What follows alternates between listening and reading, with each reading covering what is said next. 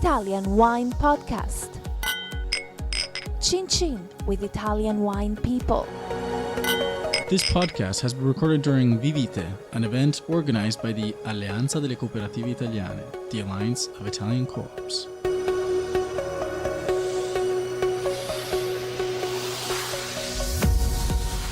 Hello, my name is Monty Waldin. This is the Italian Wine Podcast. Today's guest is Nicola Cattaneo, who's the commercial manager at Bosco Malera. And Bosco Malera is the bottler and distributor for the wines of Vi.V.O, which is a cooperative winery in Veneto. So in terms of the vineyard, or the vineyards, how big is Vi.V.O?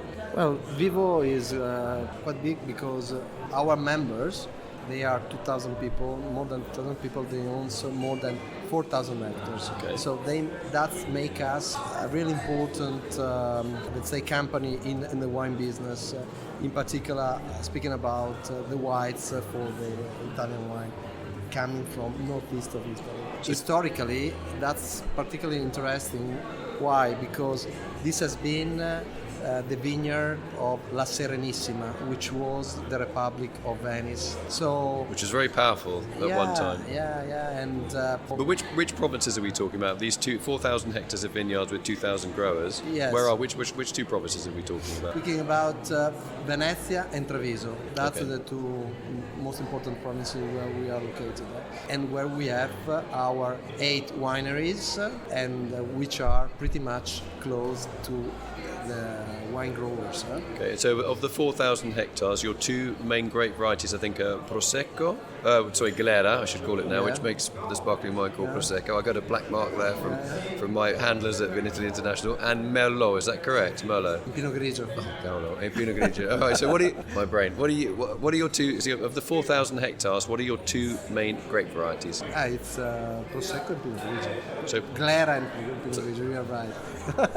So Glera is the grape that is the white wine grape that makes Prosecco fizz. Yes. And the other grape was? Pinot Grigio. Pinot Grigio. So 2 white wine grapes, one's fizzy and one's still. Yeah. Okay. Okay. I think we got that was we made a tremendous mess of that. That was a very simple question with a very simple answer, and we have spent 4 hours going through it. 4,000 hectares. Main grape is Glera for Prosecco, and Pinot Grigio for white wine. Yes. Okay, we got that. Very good. Let's start actually by talking about Vi.V.O. What is Vi.V.O and what is its history? So that means it's an acronym, means Viticultori Veneto Orientali, so wine growers from the eastern part of Veneto. So we are focused on two main provinces, Treviso and Venezia. So because of that, we are in the most vocated areas for Pinot Grigio and Prosecco, and we'll talk about that later on. I mean, you got a hard job, right? I mean, if you could choose any wine in Italy to sell, or 2 wines, you have a long list of, 7,000 million different DOCs and IGTs in Italy. So which 2 are you going to choose? Prosecco and Pinot Grigio have got to be at the top of the list, right? Yes, I would say that it's something that is, they are door opener for us all over the world. But Vi.V.O is composed by 9 different wineries for the vinification. Now there are 8 because we have mainly 8 vinification wineries distributed in these 2 provinces, as I said before, Treviso and Venezia. Some of those has been founded in 1932, so we have quite old roots, but we are at the same time modern. So it's a company which has been created in 2012 as it is today. Why? Because it's a merger. It's a merger of different communities. I love this word community because you need to understand that at the end, behind that, or this group, there are 2,000 growers. 2,000 growers means quite big communities who decided to join together, and I would say the most important word for us is responsibility. Responsibility for the environment, responsibility for our people, responsibility for our families, and responsibility for the land which has been given us for our generation, but also for the future generations. And responsibility also if we have to sell the wine all over the world. So we are distributing all over the world, and that's pretty much important. Our relationship with the consumers. So what are your most important markets, export markets? I would say UK, United States, Germany, Russia, and Asia is growing quite a lot, China mainly. And we think that our presence is mainly in Europe. Do you still think Europe is a very valid market for your Yes. products? Everyone obviously Yes. you mentioned China Yes, and yes. Asia, so you're not forgetting about Europe No, then? UK is very important for us. Really? Yes. Also because if we and now I need to talk about some varieties. 15 years ago, we were producing 85% of reds in our land. So now, what were the great varieties of that? What were the popular red wines at that time at in that the time UK for market? us it was Merlot, Cabernet, or Refosco, or Raboso, indigenous varietals. For, I would say, mainly for the consumption in Italy.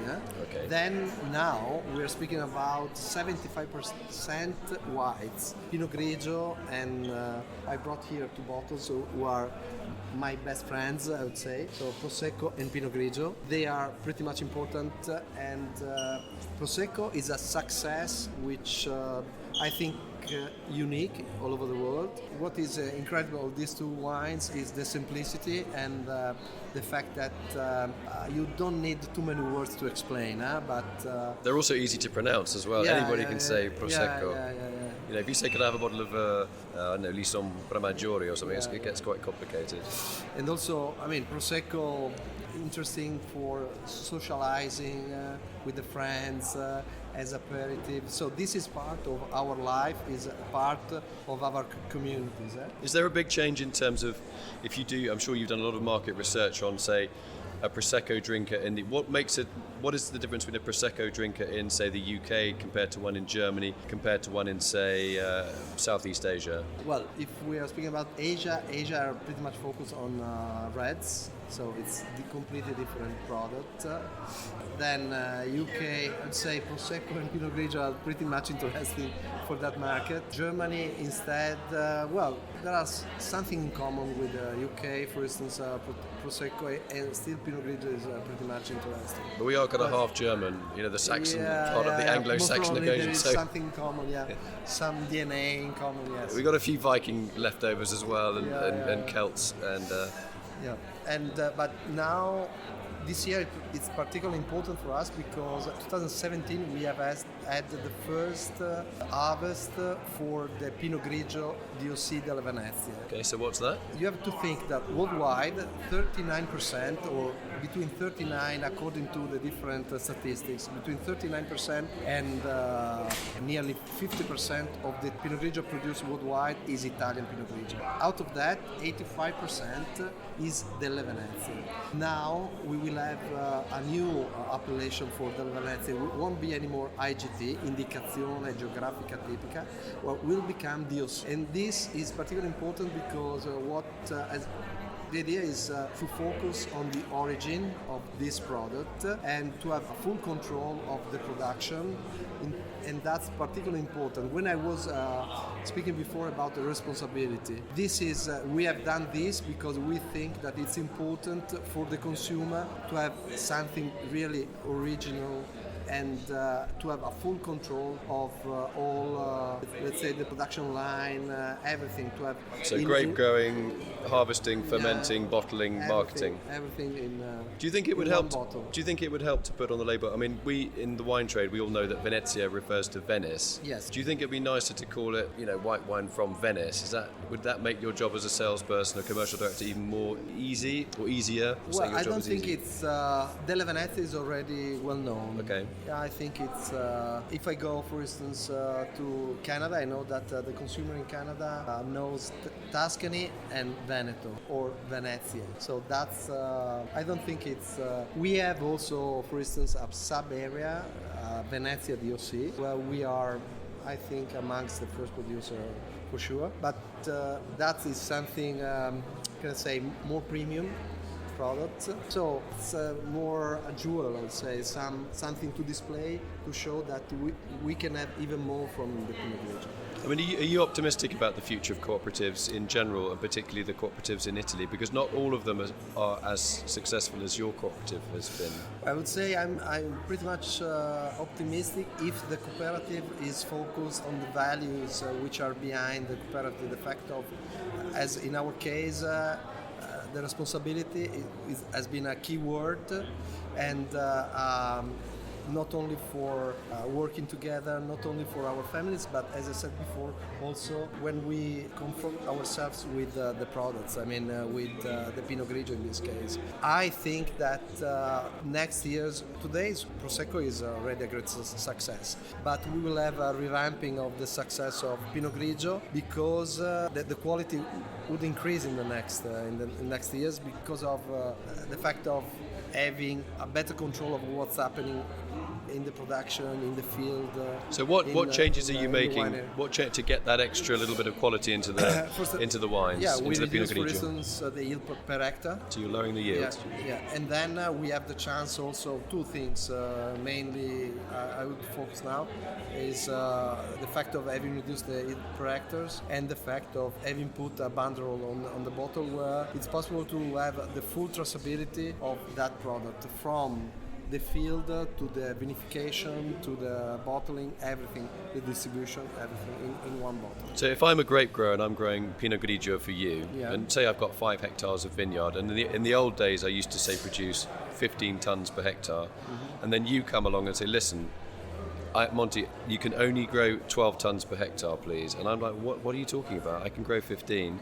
How do you convince me to lower my yields? What is your argument? Yeah, the idea is to increase the value of the glass that will be sold to a consumer. Okay, I'm a farmer, so how does that help me and my local bank manager? If we look at what's happening in the Prosecco, you don't need to talk. It's already... Explain. Prosecco is a success worldwide with also the fact of controlling what's happening has for sure increased the value of that product. This is already a very good example which can be translated also to Pinot Grigio in the next days, in the next months. Do you think there's another boom? Is there another wine in Italy that you think could also enjoy the kind of boom that Pinot Grigio and Prosecco have done? Bearing on both of those are effectively white wines. Is there a red that's lurking there that could become a huge success? Quite difficult question, frankly speaking. Yeah, I'm not asking any more easy questions. You've had it easy until now. It's all uphill from now on, I'm afraid, in this interview. No, it's, in my opinion, one varietal in our region which could be quite interesting for the future is Refosco. Refosco because it's red.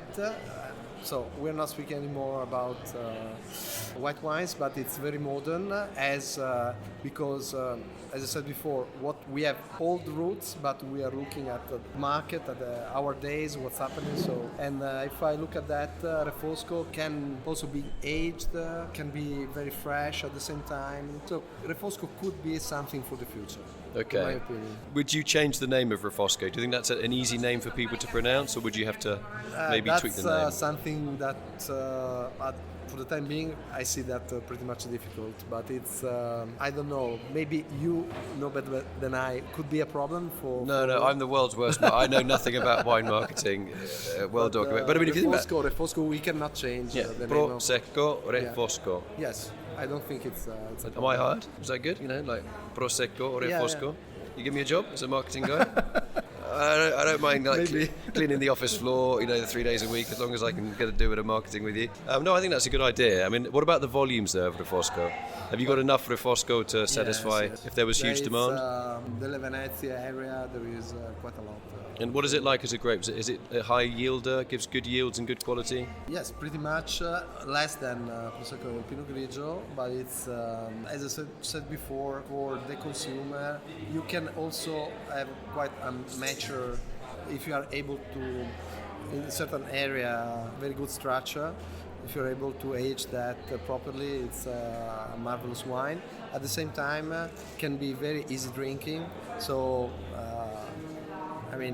during the summer, also something quite interesting to drink.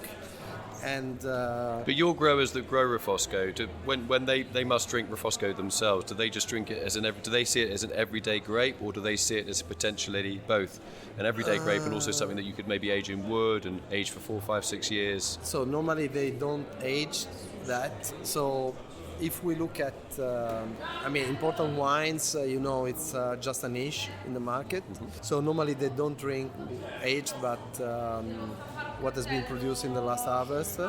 So, and it's very good with meat, with cheese, with a good pasta with bolognese sauce.